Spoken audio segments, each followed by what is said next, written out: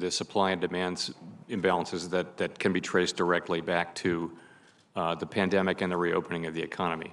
But it's also the case that price increases have spread much more broadly in the recent few months across the economy, and I think the risk of higher inflation has increased. Okay, thank you. The dollar is, this is a question for both of you, the dollar is controlled by the American people, but stable coins are controlled by opaque, secretive technology companies over and over on issue after issue. We've seen tech firms put profits ahead of the public interest with our elections, with our privacy, with competition in our markets. Is it risky, and start with you, Madam Secretary, is it risky to let control over our money fall into the hands of these companies? I believe that stable coins can result in some greater efficiencies in the payment system and could contribute to easier and more efficient payments, but only if they're adequately regulated. And the President's working group that I chair recently issued a report indicating that there are significant risks associated with these currencies, risks to the payment system, risks of runs, and risks related to the concentration of economic power. And we have called upon Congress to put in place for these stable coins a regulatory framework that would make them safe and protect consumers and put them on a level playing field with other providers of similar services, such as banks. Chair Powell, do you agree with that? Yes, I do. Okay, thank you. In closing out my time, I think it's important to look at a bit of historical perspective, as both of you have explained to me in other conversations. In the late 90s and early 2000s, over-the-counter derivatives and subprime mortgages were billed as financial innovations. Financial regulators at the time pushed to weaken safeguards, saying that a cloud of legal uncertainty hung over the OTC derivatives markets, and regulations, again, their words, could discourage innovation and growth and drive transactions offshore. Later, the banking lobby argued that regulating subprime mortgages would decrease borrower choice and reduce access to capital. The Financial Crisis Inquiry Commission cited derivatives and subprime mortgages as key factors in the crisis. It looks again like the financial industry uses these same arguments for stable coins in decentralized finance platforms. Today, all of us on this committee in both parties should be concerned about that, should understand the historical parallels, and should listen to this very bipartisan panel, the Secretary of the Treasury and the Chair of the Federal Reserve. Senator Toomey. Thank you, Mr. Chairman. Since the topic of the debt ceiling came out, let me just remind all of us of something that we know very well, and that is our Democratic colleagues can raise the debt limit all by themselves anytime they want, and there's nothing Republicans could do to stop them. The tools have been available to them all year long. And in fact, Republicans have offered to expedite the process. There is only one reason that our Democratic colleagues refuse to use reconciliation to raise the debt limit, and that is because they would have to specify the amount of debt they want to inflict on the American economy. They want to avoid accountability for this terrible spending spree they're engaged in by obfuscating and not specifying a dollar amount.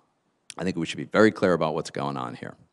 Mr. Powell, under the Fed's new flexible average inflation targeting, the inflation target remains at 2%, but now it's on an average over an unspecified time frame. Core PCE, the Fed's preferred inflation metric, is running about above 2% over the past 5 years, nearly 3% over the past 2 years, and 4.1% over the past year. So it's above target, it has been above target, and it's accelerating. And yet the Fed has maintained an extraordinary emergency monetary policy stance. It looks to me like this framework appears to be a weakening of the Fed's commitment to stable prices. Now, I know you believe this is transitory, but everything's transitory. Life is transitory. How long does inflation have to run above your target before the Fed decides maybe it's not so transitory? Well, First of all, the test that we've articulated, I think, clearly has been met now. You know, you're absolutely right. Inflation has run well above 2% for long enough that if you look back a few years, inflation averages 2%. So I think we can say that is taken. It was not the case going into this episode. It had been many years since we had inflation at 2%. So I think the word transitory has different meanings to different people. To many, it carries a sense of short-lived. We tend to use it to mean that it won't leave a permanent mark in the form of higher inflation. I think it's probably a good time to retire that word and try to explain more clearly what we mean. Well, you know, it still strikes me as just extraordinary that the economy it's long past recovery. We're in a full-blown expansion. Unemployment's down to 4.6. We have record high asset prices. Housing is leading the way to the point where in many markets, houses are just unaffordable for many people. And yet, the Fed's going to purchase $35 billion in mortgage-backed securities in December alone, and scheduled to continue purchasing mortgage-backed securities for the months on end. I would strongly urge you to reconsider the pace of the tapering. Secretary Yellen, I want to follow up on the discussion about payment stablecoins. In the President's Working Group, payment stablecoins were defined, and the definition is, and I quote, "Those stablecoins that are designed to maintain a stable value relative to a fiat currency and therefore have the potential to be used as a widespread means of payment," end quote. End quote. Well, that certainly covers every major stablecoin that exists right now. And what strikes me as perplexing is that the President's Working Group recommendation is that all such stablecoins be required to be issued by depository institutions only. But yet, as you know, the mechanism by which the value of the stablecoin is maintained relative to a fiat currency, they vary significantly. Some arguably look somewhat like depository institutions. Others look much more like money market accounts. Still others look like something wholly new. Why suggest that they all must be regulated the same way and treated as depository institutions? Well, they all have the potential to be used as a means of payment, regardless of how they are used at the outset when they're introduced. And the structure that they espouse and adhere to, which is that they have a stable value relative to a fiat currency, that is really what depository institutions guarantee. I would just suggest that we really think this through. I think the very fundamentally different designs suggest that there might be different regulatory approaches. I'm going to run out of time here, so Mr. Chairman, I just want to note that Pillar 1 of the Biden administration's international tax agreement will be the most significant international tax change in 100 years. To implement it, every one of our bilateral our bilateral tax treaties would need to be modified. There is no historical precedent for bypassing the Senate treaty process to implement Pillar 1. Secretary Yellen, during a recent Finance Committee briefing, I asked you to acknowledge that administration would need to come to the Senate for treaty approval to implement Pillar 1. You responded that Treasury has yet to determine whether a treaty will be needed or not. In my view, and that of many of my colleagues, implementing Pillar 1 would require modifications to our existing bilateral tax treaties, and those modifications must be approved by 2/3 of the Senate. The executive branch cannot ignore the Senate on a matter that is clearly our constitutional responsibility. Thank you, Mr. Chairman. Thanks, Senator. Senator Reid is recognized from Rhode Island. Thank you, Mr. Chairman. And first, let me thank Secretary Yellen for being our guest speaker at the Providence Chamber of Commerce last week. Thank you, Madam Secretary. Thank you. And I learned something there. I always do when I'm with the Secretary. She is the only person that has been chairman of the President's Council on Economic Advisors, chairman of the Federal Reserve, and Secretary of the Treasury. So thank you, Madam Secretary, for your work. And let me, Chairman Powell, extend my congratulations for your reappointment to the Federal Reserve. Thank you. Chairman Powell, we've seen, as you both discussed, a steady job growth. What is troubling, though, is the labor participation rate has remained depressed. And until we get that participation rate up higher, we're going to have the complaints that we receive, the inability to get workers, et cetera. How do we do that? And what do you think are the causes of this fall off in the participation rate? I didn't catch the very end of that. The causes of the fall in the Causes. participation rate, and then how do we rectify those causes?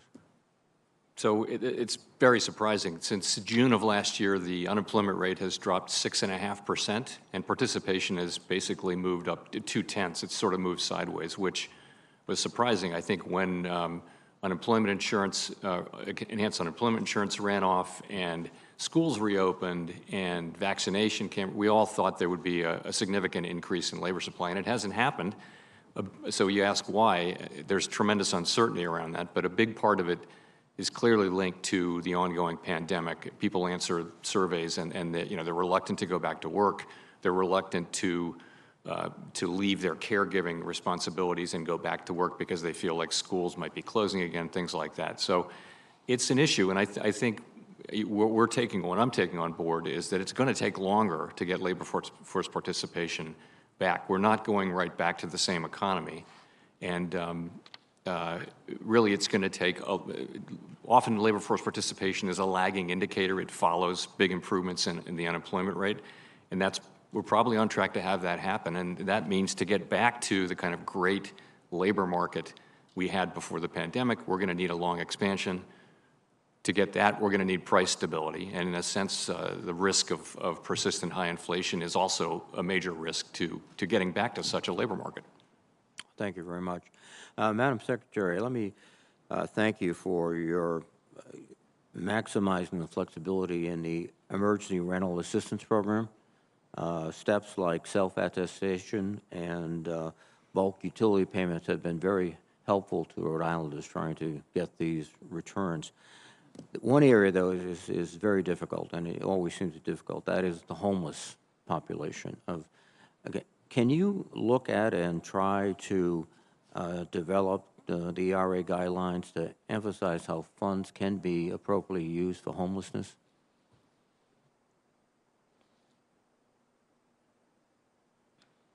That's an extremely important area. We're very focused on it, and we'll be happy to work with you on it. What I can say is that ERA funds can be used to provide so-called housing stability services, a range of services to the homeless to help them find a stable shelter. Something that Treasury did, a kind of flexibility that we built into our guidelines is ERA statute requires that to be eligible for assistance, a household has to have a so-called rental obligation. Recognizing that would be something that would be challenging for families experiencing homelessness, we created an opportunity for ERA grantees to provide individuals with a letter of intent to pay a rental obligation. So with this letter of intent, that would make it easier for the homeless to be able to secure housing. So those are two forms of flexibility we think will help, and we'd be glad to work with you to see if we can identify more. Thank you, Madam Secretary. And on communicating those provisions to local authorities would be helpful. And just a final point, Secretary Yellen, this is with the Homeowner Assistance Fund. I know you're looking at the state plans, and if you could accelerate that to get the money out, because as you well know, a lot of these moratoriums on eviction are either gone or going, and it would be very helpful to get the money out. Thank you. Yes. Thank you, Mr. Chairman. Thank you, Senator Reed. Senator Crapo of Idaho is recognized. Thank you, Mr. Chairman.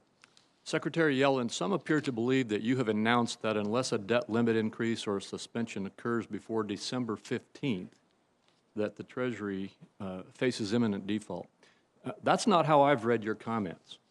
So it would be helpful for you to clarify what your current projection is for when Treasury would run out of headroom to operate below the debt limit and run dangerously low of operating cash.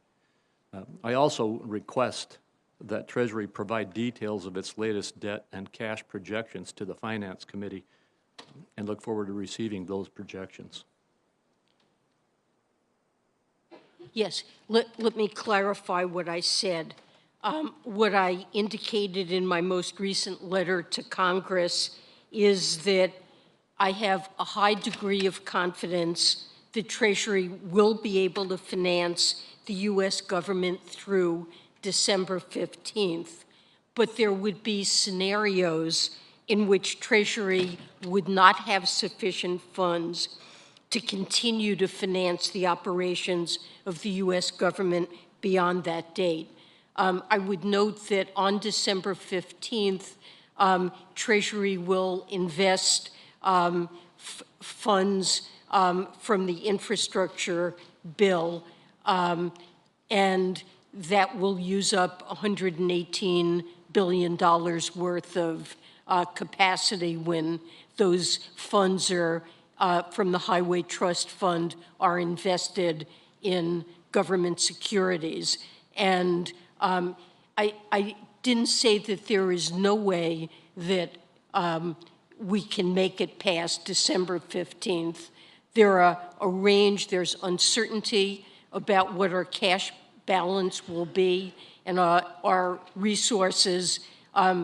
Right now, there's uncertainty about where we will be on December 15th. And there are scenarios in which we can see it would not be possible to finance the government. That doesn't mean that there are not also scenarios in which we can, but we think it's important for Congress to recognize that we may not be able to, and therefore to raise the debt ceiling expeditiously. Well, thank you for that. Thank you for that clarification. Chair Powell, inflation hit 6.2% last month, which is the highest in more than 3 decades. Still, the administration is pushing for support of a nearly $2 trillion social spending package. And by the way, that number even accepts their budget gimmicks that hide real costs that could mean several trillion more in spending over the next 10 years. Most of that spending does nothing to ameliorate the problems of rising inflation. In fact, will simply add fuel to the inflation fire. I'm very concerned that the administration is not taking inflation's threat seriously, and in the case of energy prices, is enacting regulatory policies that themselves are threats. Do you agree that inflation is a serious threat to our economy, and how do you intend to address inflation? I do think that the threat of persistently higher inflation has grown. I think my baseline expectation is still, as I mentioned, and of most forecasters, is still that inflation will move back down over the course of next year closer to our target. But clearly the risk of more persistent inflation has risen. And I think what you've seen is you've seen our policy adapt, and you'll see it continue to adapt. You know, we will use our tools to make sure that higher inflation does not become entrenched. I noted in your opening statement that you indicated that inflation pressures will linger well into next year. You do stand by that? Yes, I think we can now see, certainly through the middle of next year. That's an expectation. You know, forecasting is not a perfect art, as you may have noticed. But yes, right into the middle of next year, and you know, that's our expectation. But of course, what's happened is that date has been pushed out repeatedly as supply side problems have not really improved. And if Congress were to pass an additional $2 trillion plus in spending, mixed with a number of increases in taxes, would that add to inflationary pressures? Senator, I'm sorry I'll just note that we have a longstanding policy of not commenting on active legislation, as you probably aren't surprised to hear. I suspected that. One last very quick question, and for you, Chair Powell, you've indicated that there would be a report by the Fed on its discussion paper relating to digital currencies, and that's been delayed several times. My question to you is, when can we expect the Fed's report, and are there reasons for that delay? I would think very soon. I mean, certainly in coming weeks. And, the reasons are just trying to get it right and trying to find the time to get it right. It's been a very busy time, as you will know. Thank you. Thank you. Thanks, Senator Kraft. Senator Warner, Virginia is recognized.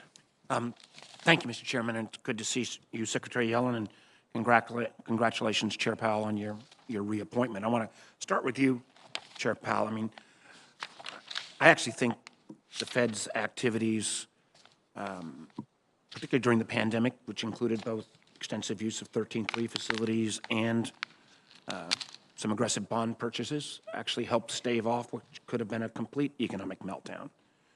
And while we did spend in excess of $5 trillion, mostly all in an extraordinarily bipartisan way under both President Trump and President Biden on recovery from COVID, I think history will treat those actions, certain areas, excessive, but I think net, from a historical perspective, it'll be well regarded both for the American economy and for the world's economy.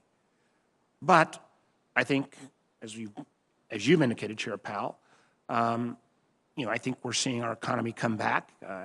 We will differ on the bipartisan infrastructure plan and maybe even a bit of the Build Back Better, but that's part of our job. But I have seen since your FOMC's November meeting that the Fed signaled a shift, announcing starting to move back from some of the very aggressive means you've used and announcing a tapering on the pace of bond purchases month by month as the economy continues to strengthen. I'd like you to get into that a little bit.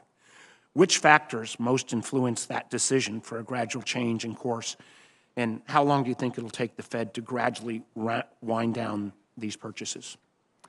So we actually haven't made a decision on that, but I would just say this. The most recent data, particularly since the November FOMC meeting, show elevated inflation pressures, a rapid improvement in many labor market indicators without an accompanying addition of labor supply, and also strong spending that really signals growth, significant growth in coming months. Remember that every dollar of asset purchases actually adds accommodation to the economy. But at this point, the economy is very strong and inflationary pressures are high, and it is therefore appropriate, in my view, to consider wrapping up the taper of our asset purchases, which we actually announced at the November meeting, perhaps a few months sooner. And I expect that we will discuss that at our upcoming meeting in a couple of weeks. Of course, between now and then, we will see another labor market report, another inflation report, and we'll also get a better sense of the new COVID variant as well before we make that decision. Well, let me drill down on that a little bit. I mean, clearly, I think I was surprised. You say you were surprised. I think most of us were surprised that coming back in September, that we didn't see more folks reenter the labor force. I believe that tapering and, frankly, accelerating it can kind of serve as an insurance policy if we don't see this return and we see these potential overheating of the economy. So I do hope that you will move more aggressively on this tapering. I also would like to just touch again, you mentioned some of the new variants with COVID. What factors, one of the things we've got to maintain is some ability to move quickly, and we obviously, Congress moved very quickly under President Trump and Secretary Mnuchin. With the outset of COVID, hopefully we won't have to come back to those kind of actions from this entity, but with these new variants coming on board, what are the markers you're going to look at to determine how that might influence Fed activity? So at this point, I think we're all looking at the same thing, and we're listening to the experts, which are not, I'm certainly not one of those, but I talk to those people, and it's really about transmissibility. It's about the ability of the existing vaccines to address any new variant, and it's about the severity of the disease once it is contracted. And we don't know. I think we're going to know. What I'm told by experts is that we'll know quite a bit about those answers within about a month. We'll know something, though, within a week or 10 days. And then and only then can we make an assessment of what the impact would be on the economy. As I pointed out in my testimony, for now, it's a risk. It's a risk to the baseline. It's not really baked into our forecast. Well, down to my last 20-odd seconds, I'm not going to get away without at least raising an issue I always raise with Secretary Yellen, and I know Chairman Powell I've raised with you as well, and that's, I think, the very smart action that took place again, actually under President Trump, on investment in CDFIs and minority depository institutions, and I want to thank Chairman Brown and people like Senator Crapo and so many others, including Secretary Mnuchin, that we made that investment, and you now, Secretary Yellen, are implementing that. We've seen a great take-up rate from the ESIT program in terms of Tier 1 capital investment into these institutions that hit low and moderate income individuals. I guess with this demand way exceeding the amount of money we had, what else can we do to shore up these institutions? And I would love to press both of you. Maybe you can take this partially for the record since I've gone over on how we might even be able to look at securitization of some of this CDFI debt so that we can, again, increase the liquidity of these institutions. But if you briefly, recognizing I've gone over, answer that, I'd appreciate it. Thank you, Mr. Chairman. Well, we would be glad to work with you to discuss possibilities there. I think that the infusion of funds into CDFIs and MDIs, it's historic. It's going to make a tremendous difference to their ability to support businesses, particularly in minority areas. We've seen huge take-up of the ESIP funds that have been provided. It's $4 billion oversubscribed. We're working through applications, and we'll try to make decisions on investments shortly, but it certainly shows that it's a program that has the potential to make an enormous difference to this lending. We would be happy to work with you to find ways to make it yet more effective. I'm way over time. If you could just say yes, you'll work with me too, Chair Powell, that would be great. Yes, I'll work with you too. Senator Rounds from South Dakota is recognized for 5 minutes. Thank you, Mr. Chairman.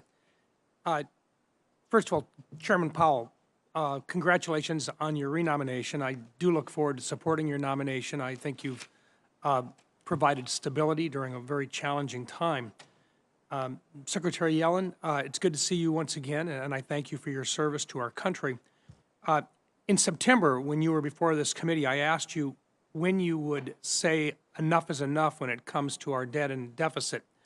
You acknowledged that debt becomes an issue when it exceeds 100% of GDP, a level we have already hit, as you know, but said also that since the cost of servicing our debt has been negative due to a long stretch of low rates, our debt has been less burdensome.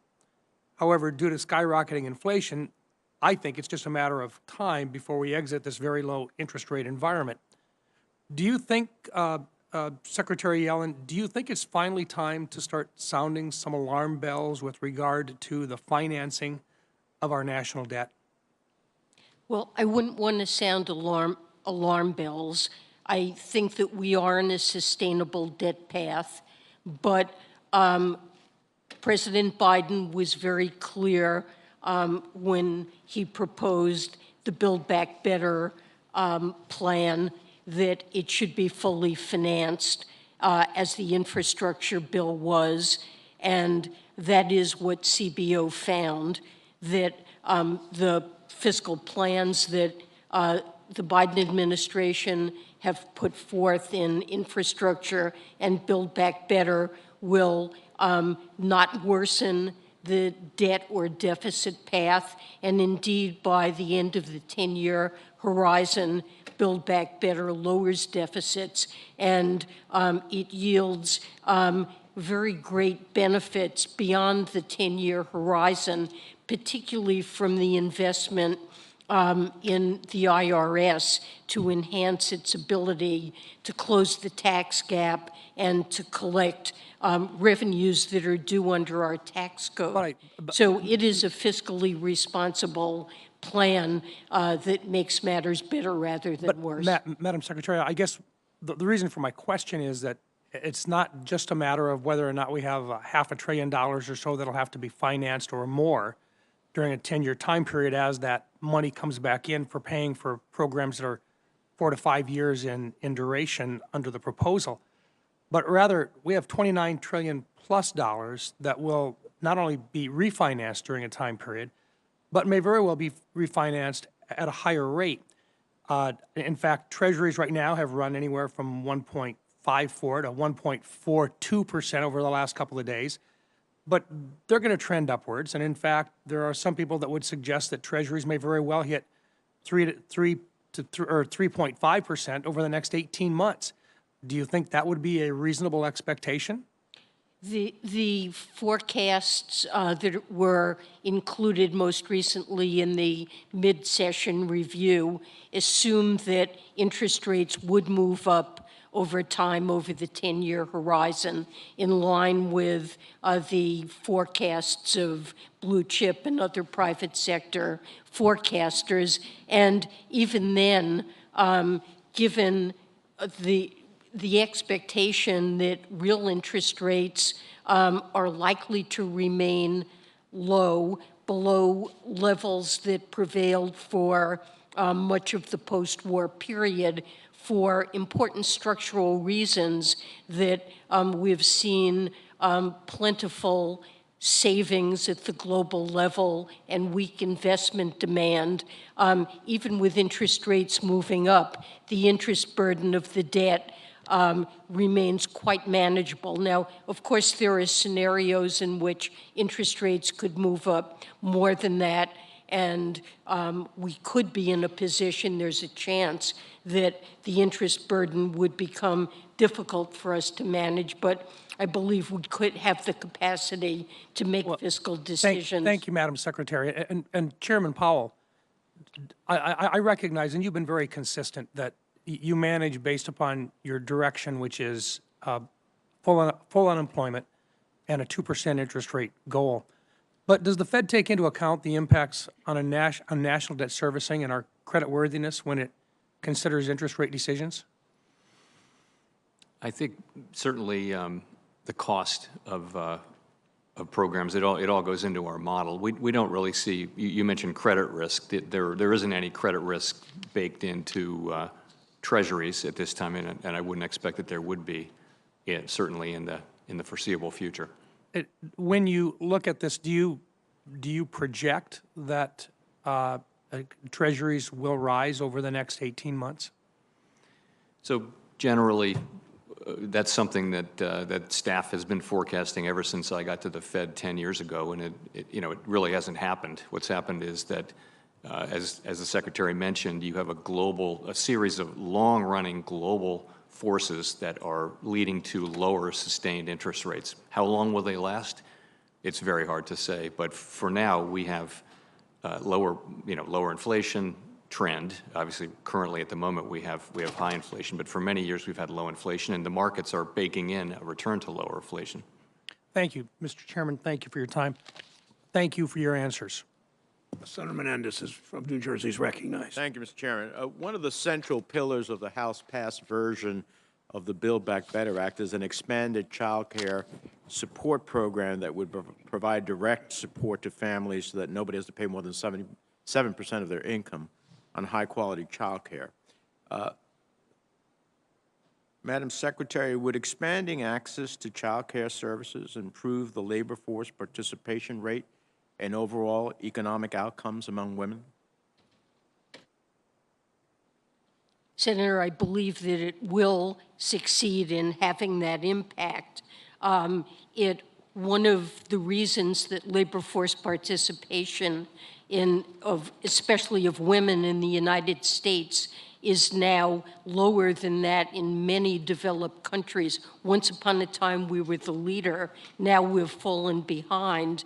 And a major difference between the United States and other developed countries is our support for child care, paid leave, things that enable women to participate in the labor market. And so I believe the provisions, the subsidies for child care, and the universal 2 years of pre-K, both of those things, I believe, will enhance labor force participation. There are a number of studies that show that the Treasury Office of Economic Policy recently issued a paper that summarized some of the evidence, and recently the Congressional Budget Office, in assessing Build Back Better, issued a statement that indicated that this was likely to boost labor force participation Well, let me, as well. I agree. One study suggests that the rising cost of childcare resulted in an estimated 13% decline in the employment of mothers with children under the age of 5. Another study found that one major city started offering 2 years of free public preschool. The percentage of mothers with young children participated in the labor force increased by 10%. So you have real-life realities of that. And one of the things that I'm looking forward to on this is the effect on minority families. A study from October in the Washington Post showed that black men and women are twice as likely as their white peers to report that they are unable to look for work because they can't find childcare. So there is evidence here that the currently broken childcare system is especially harmful, particularly to the most vulnerable members of our society. Chairman Powell, earlier this month I sent you a letter along with Chairman Brown and several of our Senate colleagues asking you to work closely with the Boston and Dallas Board of Directors and search committees to find and select diverse candidates for the open president's position. We haven't had a Hispanic in this role. Can you give us an update on how that search is going, including what specific steps you've taken to ensure the diverse candidates are being considered? So those searches are just getting going now. They've, I believe, both hired headhunters, and I know the process well, and it will involve extensive outreach to all different kinds of communities and an openness to different kinds of candidates. And it's essential, we believe, that diverse candidates be identified and be given every chance to do well and win those processes as they go forward. So I can take you through the details of it if you'd like offline, but it's something we're pretty committed to. Well, I'd very much like to see that, because as you and I have discussed on several occasions, the Federal Reserve has a serious diversity problem, particularly at the leadership level. And the lack of minority representation hurts the Fed's ability to do its job, especially when we talk about promoting maximum employment and price stability. It's essential that the Fed has in place individuals that understand how an uneven recovery will impact minority communities. So I look at this as the beginning of, I hope, an effort as it relates to diversity. And I hope we will have a successful result. I understand a process that hopefully includes good qualified candidates to be considered, but I hope it will lead to a successful result. Madam Secretary, let me turn to you on the same question. How have you empowered Janice Bowdler, the Treasury's first counselor for racial equity, to diversify the Treasury Department? This is something that I think I've raised with you several times. I'd like to understand what her first goals will be. What are the immediate goals for the Council for Racial Equity? Can you speak to me to those issues? Yes, briefly, she's empowered to review and look for ways to enhance not only our internal hiring and diversity efforts within Treasury, but also to review all of the programs that we conduct, whether it's the emergency programs that were authorized by the ARP, or our tax code and the way it's administered more broadly. We've asked her to undertake a review of ways in which these programs can be changed, or they may have unintended negative consequences on diversity or on minority communities, and we're asking her to look for ways to improve what we do, both internally at Treasury and with respect to the many programs we conduct. I look forward to seeing the effects of her work. Thank you, Mr. Chairman. Thanks, Senator. Senator Tillis is recognized from his office, perhaps. He may have turned his camera off. Senator Kennedy from Louisiana is recognized. Madam Secretary, welcome. Mr. Chairman, welcome, congratulations. Mr. Chairman, I want to start with you. I realize that no one is clairvoyant, but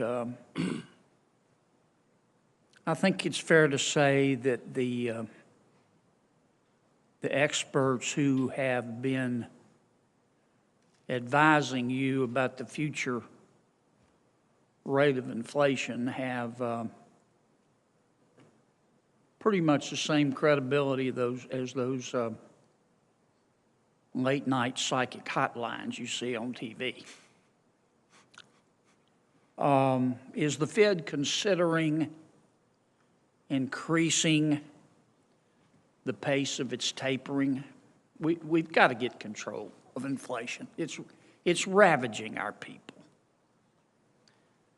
So I think what we missed about inflation was we didn't predict the supply side problems, and those are highly unusual and very difficult, very nonlinear, and it's really hard to predict those things. But that's really what we missed, and that's why all of the professional forecasters had much lower inflation projections. You ask about the taper, and so yes, as I mentioned earlier, since the last meeting, we've seen basically elevated inflation pressures. We've seen very strong labor market data without any improvement in labor supply. And we've seen strong spending data too. So, and remembering that every dollar of asset purchases does increase accommodation, we now look at an economy that's very strong and inflationary pressures that are high. And that means it's appropriate, I think, for us to discuss at our next meeting, which is in a couple weeks, whether it will be appropriate to wrap up our purchases a few months earlier, as I mentioned. All right. But in those 2 weeks, we're going to get more data and we're going to learn more about the new variant. Okay. Thank you, Mr. Chairman. Madam Secretary, you and I don't agree on everything, but I have great respect for your intellect and your experience. And I understand you have a job to do, but I would be remiss if I didn't point out that in my opinion,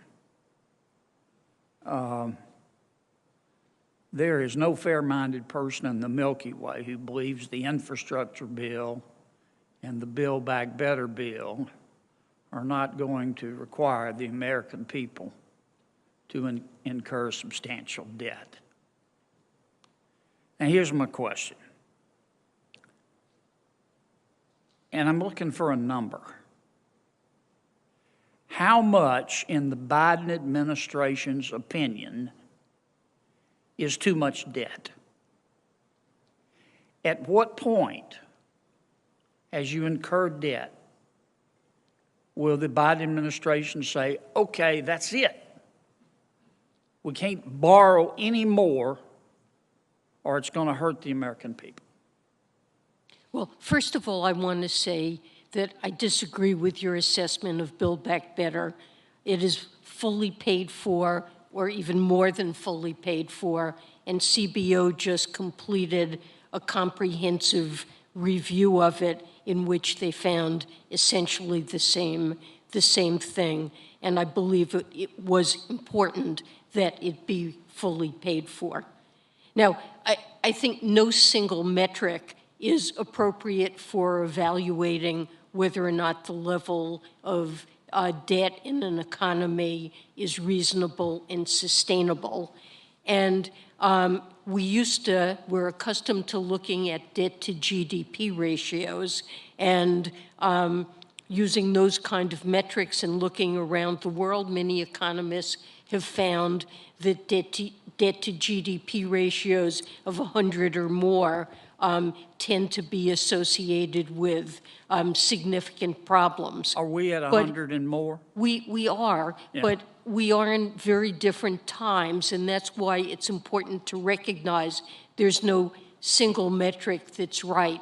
And especially in a world of very low interest rates, it's appropriate to look at the burden of that debt on society, which is better measured by the real interest burden of the debt.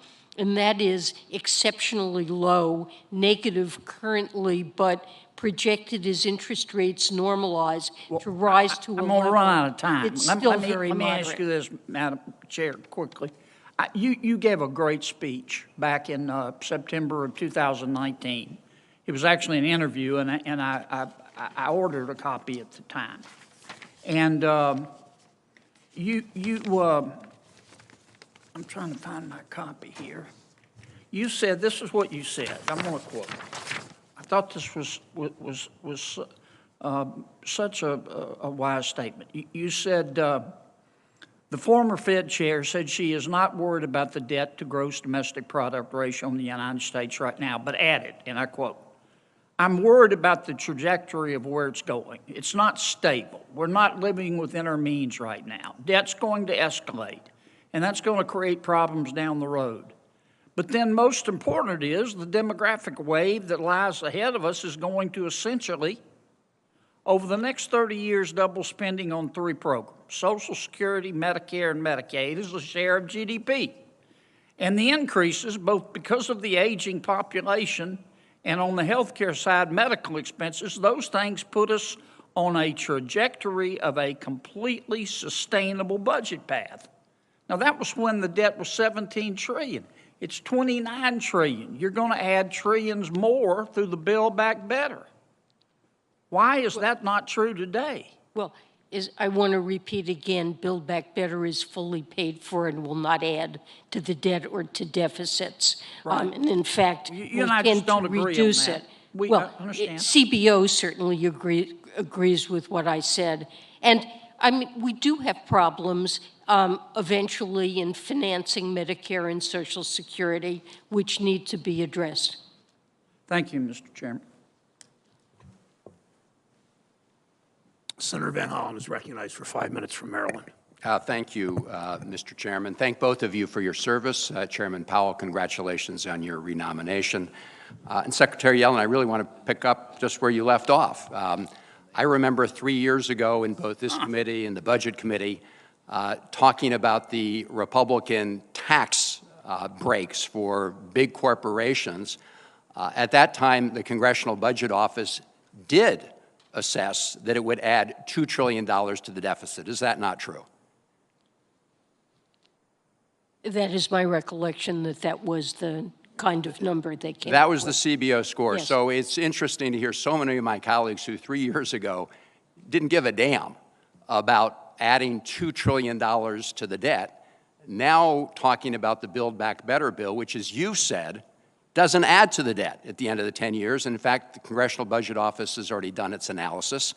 And one of the ways that it does not add to the debt is that we close some of those big Yes. tax breaks for multinational corporations who like to park their profits in tax havens. And we got rid of some of the incentives in that bill that actually encourage U.S. companies to ship jobs and equipment overseas. Isn't that the case? That is the case. And can you talk also about your efforts, your successful efforts to establish a sort of 15%, global minimum rate in order to prevent the race to the bottom? Yes, over decades, what we have seen is that countries have been engaged in a race to try to attract more multinational firms to do business in their countries by cutting corporate tax rates. And if you look at the pattern across the globe, you see that corporate tax rates have simply been trending down. The consequence of that is that corporations have paid less and less tax in the United States and elsewhere. They have won from this competition, and countries like the United States and other countries are raising less and less money through taxation on corporations. In the United States, corporate taxes have fallen to around 1% of GDP as a consequence of this. And this international tax agreement that's been endorsed by, I think, 137 countries, countries have agreed to hold hands and say, enough is enough.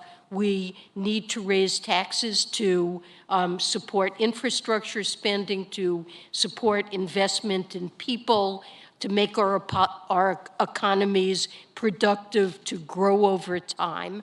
And corporations that are profitable and successful need to pay their fair share. So we want to be able to tax companies at a reasonable rate and to stop this race to the bottom. And that's what the 15% global minimum tax achieves. From our point of view, the difference, we're the only country right now that has a global minimum tax, and our tax is 10.5%. It's half what companies based that operate only in the United States or multinationals pay on their U.S. income. And that big differential really encourages multinational companies based in the U.S. to shift their profits abroad. So by raising our own rate from 10.5 to 15, we narrow that differential. We help just purely domestic firms that right now are on an unfair, unlevel playing field versus multinationals that can shift their activities abroad. And the global agreement boosts competitiveness. Thank you, of Madam American Secretary. firms. I think it makes common sense, and it's important for U.S. businesses. There's also a provision in the bill that says folks who are making more than $10 million every year should pay a little bit more in U.S. taxes. I think that makes sense to most people around the country in order to help the whole country succeed. And you mentioned some of the items that we're going to then invest those funds in. It's fully paid for, including lowering child care costs, saying that no family should pay more than 8% on child care costs. That's one of the items, right? Yes. And there's also, as you mentioned, the provision with respect to the child tax credit. So this is one of the largest tax cuts for middle and lower income families ever, is it not? And we're talking about $3,600, up to $3,600 per year, per child, per family, which will expire on December 31st if we don't extend it as part of the Build Back Better legislation. Isn't that the case? That is true. So we're talking about closing corporate tax loopholes, asking folks who are making more than $10 million a year to pay a little bit more so that we can lower costs and financial squeeze on American families, and it's all paid for. Isn't that right? That is correct. Thank you, Madam Secretary. Thank you, Mr. Chairman. Thanks, Senator Van Hollen. Senator Tillis is recognized. Thank you, North Mr. Carolina. Chair. Secretary Yellen, Chair Powell, thank you for being here. Chair Powell, I'm glad to see you, your nomination's been sent forth. I look forward to supporting your confirmation. This may actually be a legitimate yes-no question. It's on LIBOR transition. Do you all both agree that Congress needs to provide a solution to affect the LIBOR transfer, possibly using SOFR for legacy contracts, but optionality moving forward? Yes. Yes. Great. Chair Powell, you noted the PCE was risen by 5% in the last year with energy and rent prices pushing inflation upward in particular. I want to make sure I understand your perspective on inflation and how it's calculated by the Fed. If the federal government provides subsidies to every American renter so their out-of-pocket rent was the same as it was 12 months ago, even though the sticker price on their rental unit has gone up, would that mean the Fed would see no inflation of rents?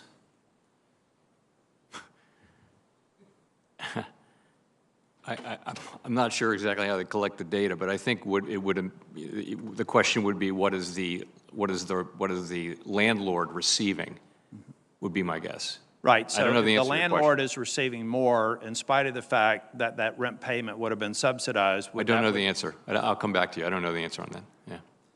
Chair Powell, what would be, or I'm sorry, Secretary Yellen, what would be your position? I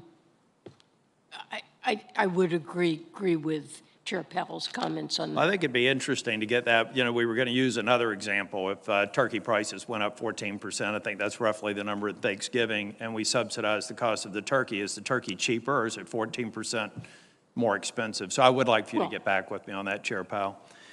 Chair Powell, I've got another question for you. We had the original COVID virus. We've had Delta. We've had some variants that have not been designated as a variant of concern. We've got the Omicron now, which is being viewed as a variant of concern. And after that, we'll have maybe a Pi variant. But I'm a bit worried that the administration has a policy of just zeroing out COVID. That the goal here is to remove a virus that's likely to be around for as long as we're alive. It's going to be like a flu season. But I feel like we're still in this mode where monetary policy or Fed policy is heavily instructed by the risk of another onslaught of a virus. We took the first wave. Now we're dealing with subsequent waves that are variants. So at what point do we just get back to a more normal execution of Fed policy that's not influenced by maybe the next threat, as if it's suggesting we're going to go back to where we were last year? I don't believe that most people think that we would treat a variant the way we had to treat this new virus that's among us. So at what point can we get away from seeing the market, seeing the Fed appear to react based on and implement policy that looks more like what we had to do last year with something new affecting our economy? You know, so we're not thinking, and I'm not thinking, that the effects on the economy will be remotely comparable to what happened last March with the shutdowns, or that there will be additional shutdowns. We've tried to adapt. We're focused on maximum employment and price stability, and we've tried to adapt our policy as we've moved along. We'll continue to do that. And, you know, part of the world is, I agree with you, we're going to see this disease being around probably for a long time. I think the economic effects over time will diminish. We have to be humble about our ability to predict this or to really understand. But we're not at all thinking that we haven't made progress on the economy, or that, as you suggest. Well, I think it'd be helpful for the administration to maybe be more specific to the American people to understand that COVID's going to be among us. It's a new virus. It's going to be here. We have to deal with it. We can't have talk or expectations that we would in any way react the way we did last year. Last year, rightfully, but now we have to deal with the fact that it's among us. Secretary Yellen, I'll have to, first, I'd like unanimous consent for a Washington Post fact check on the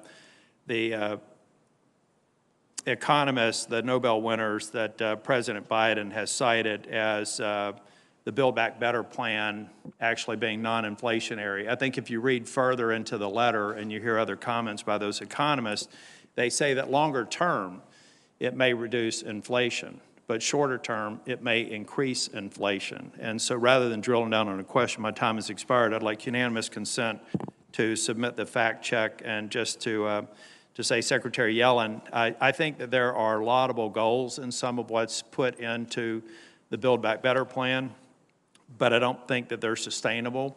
I think that the way that they've been passed out of the House are problematic, and I tend to agree with Senator Kennedy that we've got other pressing problems, promises that we've already made to the American people with respect to Medicare, Medicaid, Social Security, that are promises that we've already made, that if we continue to add more and more stressors on our debt and our deficit, those are going to be promises that are broken. And then once we get that on sound footing, maybe we should consider other ways to help others. Without objection, so ordered. Senator Warren from Massachusetts is recognized. Thank you, Mr. Chairman. So as you know, in the early 2000s, the Fed stood by and failed to use its authorities to regulate and supervise the biggest banks in this country. And the result was a financial crash that cost millions of families their jobs, millions their homes, millions their savings. That's why I believe that vigilant regulation is an essential part of the Fed's job. Chair Powell, you recently stated that it would be appropriate, quote, for a new person to come in and look at the current state of regulation and supervision and suggest appropriate changes, end quote. Is that still your position? Yes, it is. The press also reported this as your agreement to defer to the vice chair for supervision. So I want to ask you a specific example of how that deference would work in practice. If you're confirmed, and if the new vice chair for supervision suggests a regulatory action that you disagree with, will you bring that matter before the full Federal Reserve Board for consideration? So let me just say that what the law does is the law gives the Vice Chair for Supervision the authority to set the regulatory and supervisory agenda. And I would expect to have a perfectly normal, good, constructive working relationship with a new Vice Chair for Supervision. I would not see myself as stopping those kind of proposals from reaching the board, since the law seems to indicate that that's the job of the Vice Chair for Supervision. Good. I'm just trying to be clear on your understanding of it. So you would bring that before the full board for consideration, even if you personally disagree? You know, that'd be my general intent, yes. Okay. I mean, I can't cover every possible conceivable situation, but yes, that's my understanding of how this is the only other office that has specific legislative grant is the Vice Chair for Supervision, and that's what the job is. Okay, I appreciate that. So you're saying you would do it, and you would actually feel like you were legally bound to do it? I'd say that the law, that's how I read the law. Okay. If the Vice Chair for Supervision recommends a regulatory action with which you disagree, such as undoing a rule that Vice Chair Quarles brought forth and that you voted in favor of it, what does it mean to defer under such circumstances? I just want to understand your thinking here. I don't think I used the term defer. You mentioned that was a press report. Yeah. You know, we're a commission structure. The person is not the comptroller of the currency, where they're the sole voice.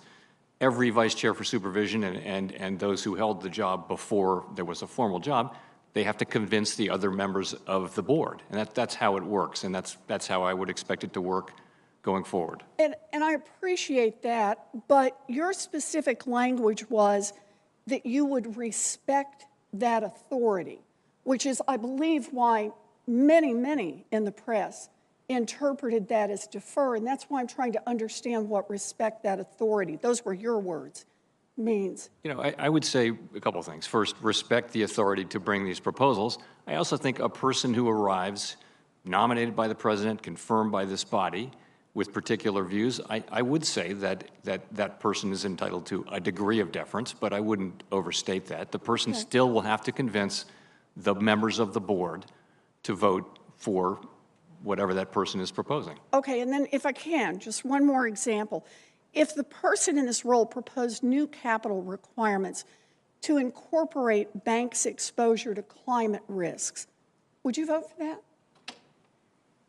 Would I vote for that? I'd have to see what you're really specifically talking about. Okay. All right. It's very helpful. I appreciate your answers here.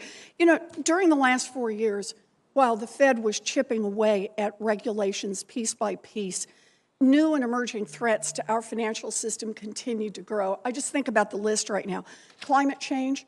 Right now, climate change is on pace to depress the global economic output by as much as $23 trillion annually by 2050. Crypto, the market cap of cryptocurrency market is now $3 trillion, 6 times bigger than it was just a year ago. And this is explosive growth that is coupled with almost no regulation and no guardrails to protect either investors or our financial system. The crash scenario here writes itself. Non-bank financial institutions grow bigger by the day. BlackRock alone manages nearly twice as much money as the entire economy of Japan, while the Fed refuses to work to declare them a systemically significant financial institution. Growth in collateralized loan obligations, a new COVID variant, the list goes on. This is why I believe that the Fed must take a much more active role on regulation. Failure to do so puts our entire economy at risk. Thank you, Mr. Chairman. Thank you, Senator Warren. Senator Haggerty of Tennessee is recognized. Thank you, Chairman Brown, Ranking Member Toomey. I appreciate your holding the hearing today. Secretary Yellen, Chair Powell, thank you for your testimony. Chair Powell, I want to congratulate you on your recent renomination. I look forward to the hearing that's coming up. I also appreciate that we're going to be seeing the Fed's report on the digital dollar soon. We've been long awaiting that. I think it's an opportunity for America to take a real lead in innovation, so thank you for that. Secretary Yellen, I'd like to pose my first question to you. Every move that President Biden has taken so far has seemingly improved Russia and Vladimir Putin's strategic position. From capitulating on the New START treaty's unconditional extension, to not fully enforcing mandatory sanctions to halt Nord Stream 2, we see Russia and Putin now with leverage and strength vis-a-vis our partners in Ukraine that they haven't had since the fall of the Soviet Union. Natural gas prices in Europe have been soaring to Putin's benefit. And now, in real time, just like watching a fatal car crash in slow motion, we're seeing Russia build up an unprecedented number of troops on the border of Ukraine. Secretary Yellen, I want to make certain that you have all the authority that you need from Congress to deter and, if necessary, to punish Putin if Russia invades Ukraine. After what happened in 2014, we certainly can't be caught flat-footed again. We do have authority to impose sanctions. We have imposed sanctions, and the President signed I believe it was in April, a new executive order expanding Treasury's authority to impose sanctions. And we're aware of the troop buildup, and I believe have adequate authority to act at least through sanctions. Madam Secretary, I'm pleased to hear that you have the authorities that you need to pose significant economic and financial pressure. I'm curious to hear what the Biden administration's strategy is to stop this train wreck that appears to be happening at the border of Ukraine. Well, we're very cognizant of what's happening and are involved in discussions about what the appropriate set of steps will be. Madam Secretary, with all due respect, I hope that we can talk much more than discussions about real strategy to send a very strong message to Putin. This is the largest buildup that we have seen, again, since the fall of the Soviet Union. They are taking a very aggressive posture there, and I would encourage you to send a strong message to Vladimir Putin that we're capable of, and you have the authority to do what you need to put significant, biting financial pressure on that regime. Agreed that that's appropriate. Thank you. Secretary Yellen, I'll turn to another topic that we've discussed before. Back in September, we talked about the leak of confidential taxpayer information to ProPublica that was done in early 2021 for political purposes. You testified then that it's an illegal act, that it's being investigated thoroughly, and there can't be any tolerance for that. You and I agreed on that. So given that testimony, I want to ask you, have the leakers been identified? There are independent agencies, both within Treasury, the Inspector General, also the FBI and DOJ, that are conducting investigations. We're not privy, nothing has been reported out yet from those investigations that I'm aware of, but I believe those investigations are moving forward. Well, I take that as no update, but after the Lois Lerner scandal, after the scandal that occurred here in 2021 under this administration's watch, I appreciate the fact that there's an investigation underway, but I would say this: until we have the results of that investigation, until we have true accountability, I cannot imagine how the Biden administration is encouraging what is in effect a 10 times increase in the audit capacity of the IRS when there's no accountability there. This is the D.C. swamp at its best. Sir, we don't know what the source of the leak of that information was, and I would say it's premature to indicate that it came from the IRS. Well, I think that that underscores my case. We can't even determine the source of the leak. We know that was IRS information. There's zero accountability. Again, this is the swamp, Sir, and I could not encourage, and certainly my constituents can't condone this aspect of the Build Back Better plan that would give even more authority and a tenfold increase in the budget to snoop on more Americans, audit more Americans, and invade our privacy. Thank you. We have an enormous tax gap. Over the next decade, it's estimated that actual tax collections will be $7 trillion below what's due. And the IRS has been starved of resources over the last decade so that they're not able to conduct meaningful audits of either high-income individuals or complex partnerships or corporations. And that's where most of the tax gap lies. These are very important resources that are needed to make sure that the wealthiest individuals and corporations particularly comply with the tax laws and pay their fair share what's due. I would just Thank you. encourage good management here so that we make sure those resources are focused in the direction they should be rather than Agreed. attacking conservative groups and ordinary Americans and leaking that information to the public. Thank you. Senator Cortez Masto is recognized from Nevada. Thank you, Mr. Chairman. Secretary Yellen, Chairman Powell, welcome. Chairman Powell, congratulations on your renomination. I also want to express my appreciation to the Treasury Department and Federal Reserve staff because we cannot forget why we're here. We have passed, over the last couple of years, several COVID relief packages that were bipartisan support, except maybe for one of them, and the money was immediately put out to help our families, our businesses. And so your staff have taken extraordinary efforts, not only to avoid an economic collapse during this deadly COVID-19 pandemic, but getting billions of dollars in relief and loans to help us manage the economy, help our small businesses, help families is a tremendous feat. And we should not forget that. So thank you to your staff who have worked so hard as well.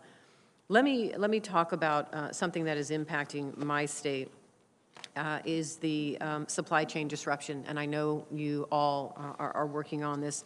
Secretary Yellen, President Biden announced a plan to address the supply chain disruptions. Now, it's clear that the low vaccination rates, repeated outbreaks, and an over-reliance on Chinese imports contributes to some delays and shortages. But Secretary Yellen, where has President Biden's initiatives to address supply chain disruptions been successful, and where are some of the current sticking points that might persist past the second half of next year? Well, President Biden, the administration, created a supply chain disruption task force in June, and it's been working broadly to identify places where the White House could make a contribution, could be effective. And I think we're beginning to see progress at the ports. As you know, President Biden worked with the ports of Los Angeles and Long Beach, where there have been long delays in unloading ships waiting for many days to be able to offload their containers. They've agreed to remain open 24/7, which they're now doing. And also, the administration has worked with major retailers that were leaving containers for long periods of time on the docks without picking them up to make sure that they begin to expedite movement of those containers away from the ports. In other areas, in Savannah, the president has worked to establish locations away from the ports where containers could be brought, moved, and deposited to create more room at the docks to keep cargo moving. And so there are just a wealth of interventions and working really with private sector. These are private sector participants that are responsible for the supply chain, but bringing together parties. We're looking at ways that maybe we could work with states and cities to expedite the licensing, commercial driver's license, to raise the supply of truck drivers, which are in short supply. And of course, a lot of this is related to the pandemic, and it comes back to increasing vaccinations, boosters, get the pandemic under control so that demand patterns shift back toward more normal, toward services and away from goods. But there are a wealth of interventions that the White House is involved in. No, I appreciate that. I think there is also a role for Congress to continue to support not only the administration, but there's legislation that we could pass to actually help us address this as well, which is why I support the Supply Chain Resiliency Act that has been introduced by me, several of my colleagues. It creates an Office of Supply Chain Resiliency at the Commerce Department charged with monitoring, researching, and addressing vulnerable supply chains. The office will provide loans, loan guarantees, and grants to small and medium manufacturers to allow them to address supply chain bottlenecks by expanding production. We should be prepared for this, knowing this has happened for the future, short-term and long-term. And so I appreciate your comments. Long-term is important as well. Thank you. I know my time is up. I will submit the rest of my questions to you for future response as well. Thank you again. Thanks, Senator Cortez. Now, Senator Scott from South Carolina is recognized. Thank you, Mr. Chairman, and thank you, Ranking Member, for holding this hearing this morning. Thank you to the guests for being here with us this morning. I was thinking about the conversation I had over Thanksgiving with some South Carolinians about the consequences of elections, and we've heard over and over again that elections have consequences. Elections have consequences. Perhaps no finer point that elections have consequences is simply losing a single seat in Georgia, January 5th. The result of one lost seat in Georgia may cost taxpayers just this year $5 trillion in additional spending. One single seat, $5 trillion in additional spending. $1.9 trillion on a COVID relief package that had 1% for vaccines and less than 9% for COVID-related health. $1.2 trillion for an infrastructure package with only 10% of that $1.2 trillion going to roads and bridges in the next 5 years. And now we're talking about overheating the economy with another $2 trillion. Elections have consequences. It's stunning. And what I've heard this morning is hard to process back at home in South Carolina. What I've heard so far is that the administration wants you to believe what they say and not what you see and are experiencing, what you see with your own eyes. They say by putting another $2 trillion in the economy, it will make things more affordable for you. But what you see and are experiencing is inflation, in part caused by trillions of dollars of government spending and the anticipation of even more money. In other words, when inflation is over 6% and your wage growth is under 3%, your buying power is going down, not up. And they want you to believe that spending more money is going to solve this problem. But South Carolinians on a fixed income, like Social Security, averaging around $1,500 per month, they're spending because of this transitory inflation. I don't know what the definition of transitory is anymore. A third of their Social Security income on putting gas in their cars, heating their houses, and fixing up the places they live in.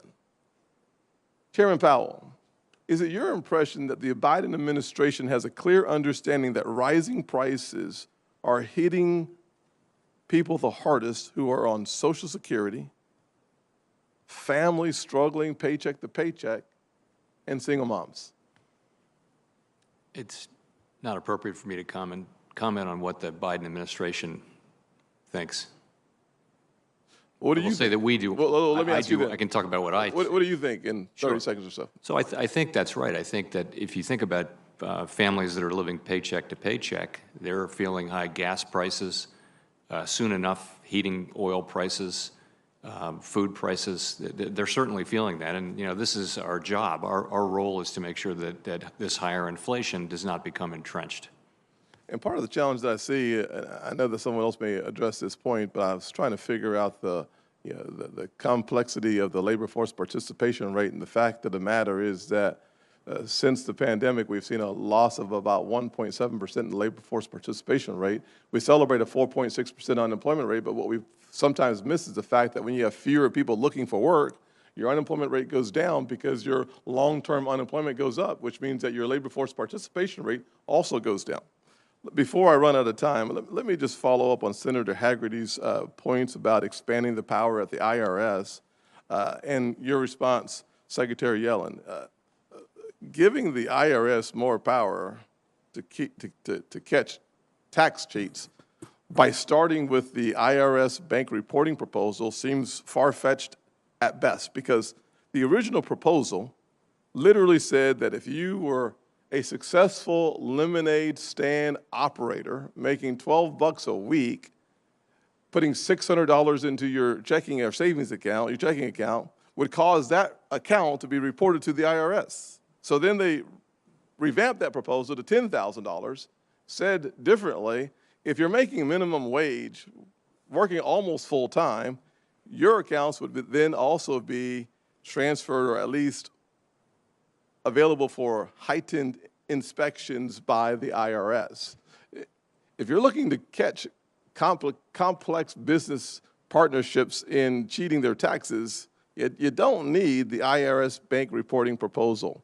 Can you tell the American people today, Secretary Yellen, whether you still support any form of the IRS bank reporting requirements your department proposed earlier this year, which would provide the IRS with currently undisclosed taxpayer information for the purpose of targeting essentially every single working American at minimum wage or higher? Do you still support that or not? I do support it. I think it's important that the IRS have visibility into opaque income streams, and that's an important way of improving tax compliance. Secretary And Yellen, let me ask you a question. Let it me is ask you a not question. Reclaiming my targeted- time, let me ask you a question, because if you're looking to catch tax cheats, why in the world would we start with something as low as $600 and then revamp it to $10,000? If you're trying to find millionaires and billionaires, they're not running lemonade stands. I don't think they are, and they're certainly not making minimum wage. So when you create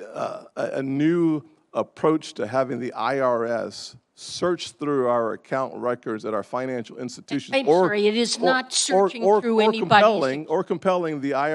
compelling our financial institutions to forward our information to the IRS. I'm sorry, it is not detailed information about what you're doing in your Aggregated bank information account. going It to is the too- aggregated information going to the IRS is the scariest proposal, and there's no way that it has to be anywhere near the thresholds that you've started with in order to find a way to take accountability for those complex organizations. Senator Scott, your time has expired. Secretary Yellen, please answer the question. Well, Chairman, if we're going to have a conversation, we're going to have the dialogue. Well, you've had the dialogue. Please. We're going to have a dialogue. We've worked carefully with Congress to narrow the scope of the reporting, and in particular to exempt wage earners and federal beneficiaries. The initial proposal was intended to be comprehensive. The requirement asked for exactly two pieces of information: aggregate inflows and aggregate outflows over the course of a year for each account where financial institutions already report interest income earned if it exceeds $10. The burden on financial institutions was minimal, and there was no attempt to target income earners whose actual incomes are below $400,000, but the low reporting requirement was meant to make evasion more difficult by opening multiple accounts. Thank you. Senator Ossoff from Georgia is recognized. Thank you, Mr. Chairman. Thank you to our witnesses. Chair Powell, congratulations on your renomination. The Fed, as has been noted, is beginning to taper its bond buying program, but the program is scheduled to continue through mid-next year. We're talking about approximately $100 billion in November, around $90 billion in December, according to the current schedule that we've seen, created by the Fed, injected into capital markets via asset purchases. Chair Powell, what specific economic purposes does this bond buying continue to serve? So we are actually, at our next meeting in a couple of weeks, going to have a discussion about accelerating that taper. by a few months. And in the intervening time, we'll see more data on inflation, on unemployment, and also we'll see more about the development of the Omicron variants. The purpose at the very beginning was all about market function, and it did a great job the purchases did a great job of restoring market function. When we continued the program and said we would continue it until substantial further progress was made, the idea was to continue to support the economy in the way that lower, longer-term interest rates do. And it served that purpose. Now the economy is strong, and it's strong, and inflationary pressures are high. So we're looking at going to discuss the possibility of a faster conclusion and wrap up those purchases a little earlier. But with aggregate demand quite strong, in fact, demand currently exceeding supply of labor and durable goods in certain markets, as you noted, rates are low, capital markets are highly liquid. So what economic purpose, and I'm not disputing that there is one, but what economic purpose does this continued bond buying serve today and in the months to come, recognizing that, as you've stated, you and your colleagues will be reassessing the pace of the taper at your December meeting?